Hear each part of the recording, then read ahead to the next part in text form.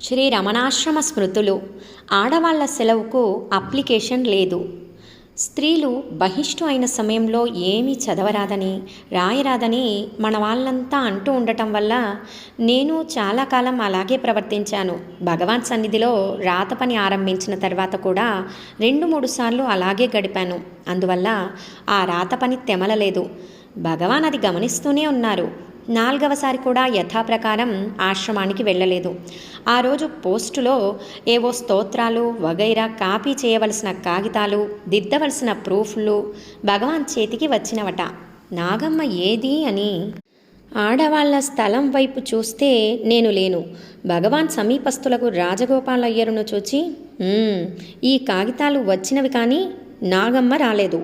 సెలవు పెట్టింది కాబోలు. 2 నెలలకు 3 సార్లు దానికి సెలవు. గవర్నర్ అయినా సెలవుకు అప్లై చేయాలి కానీ ఈ ఆడవాళ్లకు మాత్రం ఏమీ అక్కర్లేదు. ఎప్పుడంటే అప్పుడే మానేస్తారు. సరేలే, ఈ కాగితాలు ఆ నోట్బుక్ దానికిచ్చిరా, సావకాశంగా కాపీ చేసి తెస్తుంది. ఊరికే కూర్చుని ఏం చేస్తుంది? ఆ ప్రూఫ్ మాత్రం వెంటనే చూడమని చెప్పి నీవు వచ్చేటప్పుడు తీసుకునిరా అని సెలవిచ్చి అన్నీ వారి చేత నా వద్దకు పంపారు. వారు వచ్చి నవ్వుతూ భగవాన్ మాటలన్నీ చెప్పి కాగితాలన్నీ ఇచ్చి వెళ్ళారు. ఆనాటితో నా సందేహం అంతా తీరిపోయింది.